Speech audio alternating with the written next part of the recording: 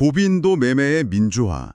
오늘 우리가 함께 살펴볼 자료는 바로 이 인상적인 문구로 시작합니다. 허밍봇 사용자들이 이미 340억 달러. 와, 우리 돈으로 40조 원이 훌쩍 넘는 거래량을 만들어냈다고 하는데 이 숫자를 처음 딱 보셨을 때 어떤 생각이 드셨어요? 오, 이건 그냥 숫자가 아니죠. 개인들이 주도해서 이 정도 규모를 만들었다는 건 사실상 시장의 구조가 바뀌고 있다는 거에 신호탄으로 봐야 합니다. 신호탄이요? 네. 예전 같으면 이런 트래픽은 거대 투자은행이나 퀀트 헤지펀드의 그 비싼 서버룸에서나 오가던 거잖아요. 근데 이제는 그게 개인들의 노트북에서 발생하고 있는 거니까요. 소수가 독점하던 기술이 대중에게 풀렸을 때 어떤 파급력이 생기는지 보여주는 아주 상징적인 숫자라고 생각합니다. 네, 바로 그 지점이 오늘 이야기의 핵심입니다. 오늘의 심층 분석 주제는 허밍봇. 암호화폐 시장에서 고빈도 매매, 그러니까 알고리즘 트레이딩 봇을 직접 만들고 또 운영할 수 있게 돕는 오픈소스 소프트웨어 프레임워크입니다. 네. 오늘 저희가 들여다볼 자료는 바로 이 허밍봇의 공식 기터브 저잔수에 있는 문서들, 가장 날것의 정보들이죠. 그렇죠. 개발자들의 생각이나 프로젝트의 철학이 그대로 담겨 있는 어떻게 보면 1차 자료인 셈입니다. 맞습니다. 그래서 이 자료들을 통해서 허밍봇이 정확히 무엇인지, 또 어떻게 작동하는지, 그리고 알고리즘 트레이딩에 관심이 있는 당신에게 이게 어떤 의미를 가질 수 있는지 오늘 함께 깊이 파고 들어보겠습니다. 좋습니다. 허밍봇의 정체성을 이야기하려면 역시 오픈소스라는 키워드부터 꺼내야겠죠. 그렇죠. 기터브 문서를 보면 가장 먼저 아파치 2.0 라이선스를 강조하고 있더라고요. 누구나 무료로 코드를 보고 사용하고 심지어는 자기 입맛에 맞게 고칠 수도 있다. 이런 뜻이니까요. 여기서 근데 단순히 무료라는 점에만 집중하면 본질을 좀 놓치기 쉬운 것 같아요. 그들의 사명, 그러니까 미션을 보면요. 그냥 돈 잘 버는 곳을 제공하는 게 목표가 아니에요. 아, 그런가요? 네. 고빈도 매매를 민주화한다는 그 철학 아래에서 전 세계 개발자하고 트레이더들이 지식을 공유하고 또 코드베이스에 함께 기여하는 그런 글로벌 커뮤니티를 만드는 걸 지향하고 있거든요. 그러니까 물고기를 그냥 잡아주는 게 아니라 물고기 잡는 법을 함께 연구하고 발전시키는 커뮤니티를 만들겠다. 이런 거군요. 근데 민주화라는 말이요. 개인 투자자들한테는 오히려 더 위험한 환경을 만드는 건 아닐까 하는 생각도 들어요. 어떤 점에서요? 이제는 기관뿐만 아니라 기술적으로 뛰어난 수많은 개인들하고도 무한 경쟁을 해야 한다는 뜻이잖아요. 이건 뭐랄까, 모두에게 총을 쥐어주는 것과 비슷할 수도 있겠다. 아주 날카로운 지적이십니다. 실제로 그런 측면이 분명히 존재합니다. 모두가 같은 도구를 쓰게 되면 경쟁은 더 치열해지고 정말 작은 차이로 승패가 갈리는 제로섬 게임이 될 수 있죠. 맞아요. 하지만 허밍봇이 다른 점은 그냥 도구만 딱 던져주는 게 아니라는 거예요. 그 도구를 둘러싼 생태계와 커뮤니티를 함께 만들고 있다는 점입니다. 전통금융의 고빈도 매매 기술은 철저히 비밀에 붙여진 블랙박스였잖아요. 그렇죠. 극비사항이죠. 네, 수백만 달러를 들여서 개발한 알고리즘 절대 공개 안 하죠. 근데 허밍봇은 정반대의 접근법을 취하는 겁니다. 기술을 투명하게 공개하고 문제가 생기면 집단지성으로 해결하고 더 나은 아이디어가 있으면 함께 발전시키는 거죠. 그러니까 경쟁의 무기이기도 하지만 동시에 협력의 플랫폼이기도 하다. 이런 말씀이시군요. 바로 그겁니다. 혼자 싸우는 게 아니라 거대한 커뮤니티의 도움을 받을 수 있다는 점이 그 위험성을 좀 상쇄하는 안전망 역할을 하는 셈이네요. 맞습니다. 기술의 독점이 아니라 공유를 통해서 생태계 전체의 수준을 끌어올리려는 시도인 거죠. 이게 바로 허밍봇의 핵심 철학입니다. 좋습니다. 철학은 이해가 되는데 그럼 좀 현실적인 문제로 들어가 보죠. 아무리 철학이 좋아도 개인이 쓰기에 너무 복잡하면 그림의 떡일 텐데요. 설치 과정은 좀 어떤가요? 기터브 문서를 보니까 생각보다는 간단해 보이던데요. 네, 그 개발팀도 그 부분, 그러니까 사용성의 장벽을 낮추는 데에 공을 많이 들이는 흔적이 보입니다. 가장 쉬운 방법으로 도커를 사용하는 걸 추천하고 있더라고요. 터미널에 git 클론으로 소스 코드 내려받고 make 셋업으로 초기 설정하고 make 디플로이 실행하면 끝. 몇 줄 명령으로 설치가 끝난다는데 이게 어떻게 가능한 거죠? 여기서 이제 도커가 왜 게임 체인저인지 알 수 있습니다.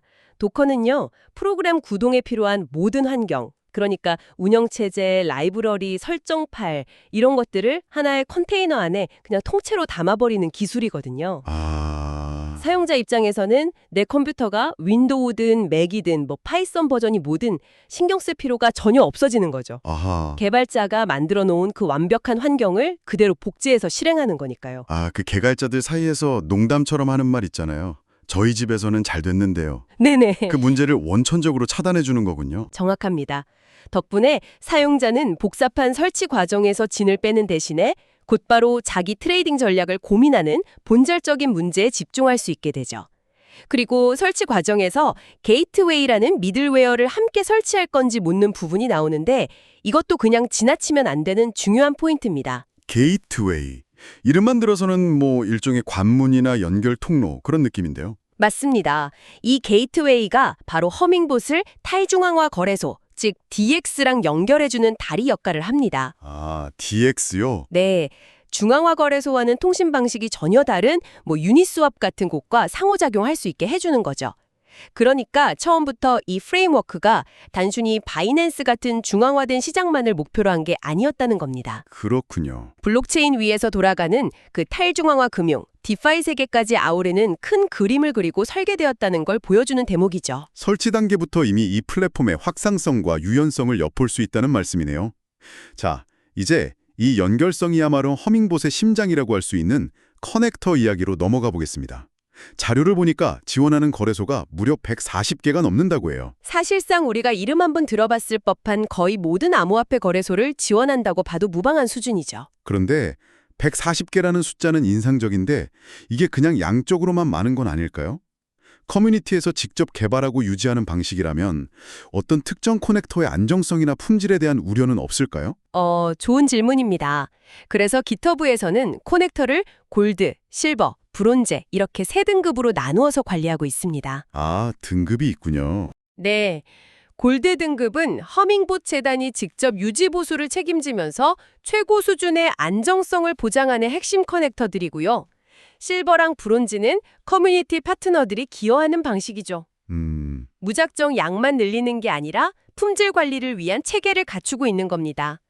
그리고 이 140여 개의 커넥터는 크게 세 가지 유형으로 나눌 수 있습니다. 네, CLOB CX, CLOB DEX, 그리고 AMM DEX.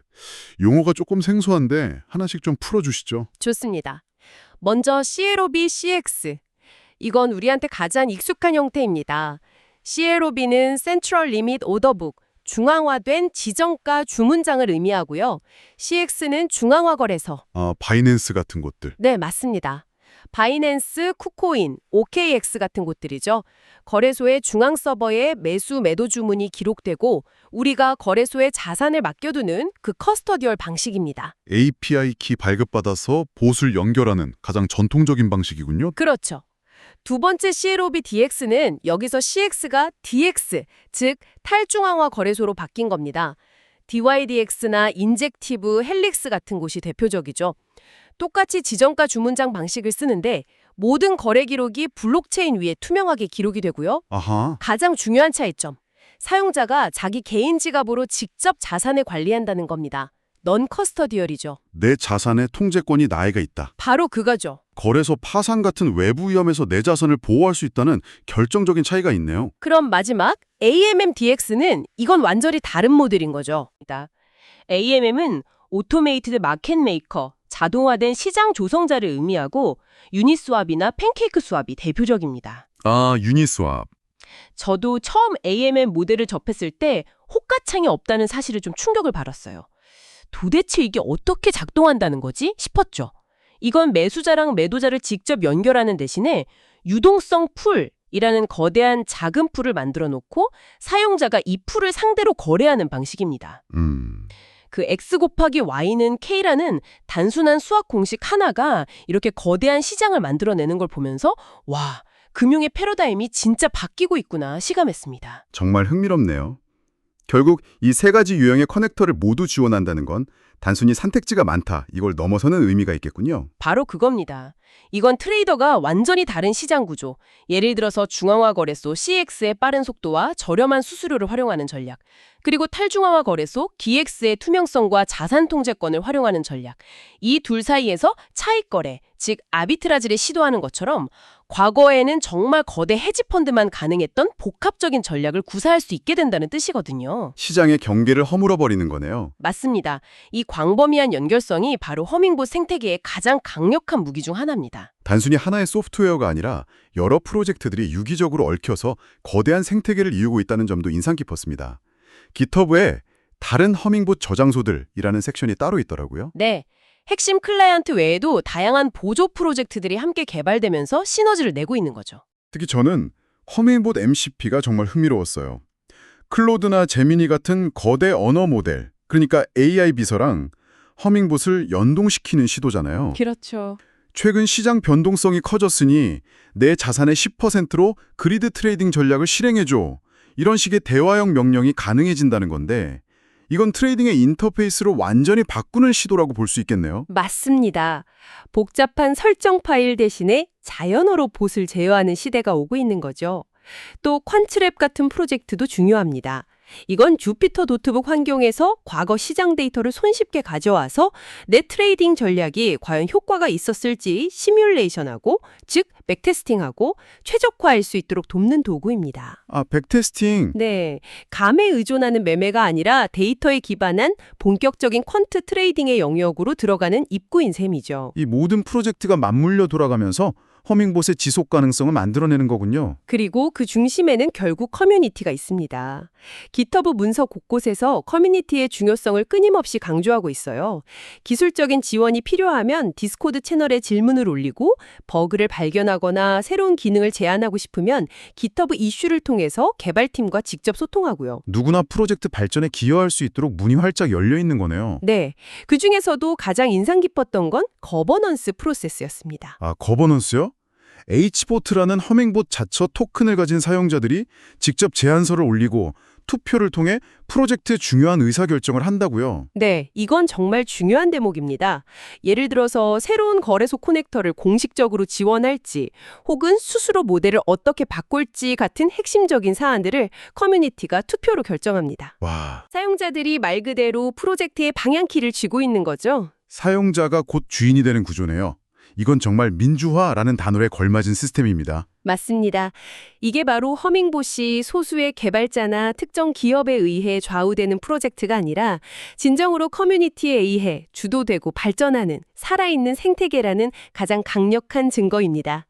이 활발한 커뮤니티가 있기에 140개가 넘는 커넥터를 유지하고 AI 연동 같은 새로운 기술을 끊임없이 접목하면서 발전해 나갈 수 있는 원동력이 되는 겁니다. 좋습니다. 오늘 허밍봇 GitHub 저장소를 통해 정말 많은 것들을 깊이 파고들어 봤네요. 자, 그럼 이 모든 것이 우리에게 시사하는 바는 무엇일까요?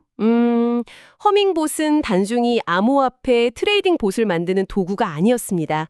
복잡하고 폐쇄적이었던 고빈도 매매의 세계에 오픈소스와 커뮤니티라는 철학을 적용해서 그 진입장벽을 획기적으로 낮춘 하나의 거대한 사회적 실험에 가깝다고 봅니다. 그리고 그 힘의 원천은 140개가 넘는 거래소를 잇는 압도적인 연결성, 그리고 문제가 생기면 함께 해결하고 나아갈 방향을 스스로 결정하는 커뮤니티의 자발적인 참여, 여기서 나온다는 점을 확인할 수 있었죠. 맞습니다.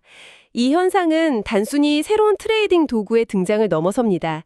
전통적으로 소수가 정보를 독점하고 기술적 우위를 통해서 부를 축적하던 그 금융산업에 투명성과 공유를 핵심으로 하는 오픈소스 원칙이 적용될 때 기존의 권력 구조가 어떻게 재편될 수 있는지를 보여주는 굉장히 중요한 선례가 될 겁니다. 어쩌면 오늘 우리가 살펴본 것은 미래 금융의 한 단면일지도 모르겠네요. 네, 충분히 그럴 가능성이 높다고 봅니다. 자, 그럼 마지막으로 이 심층 분석을 듣고 계신 당신에게 생각해 볼 거리를 하나 던지며 마무리할까 합니다. 오, 흥미롭네요.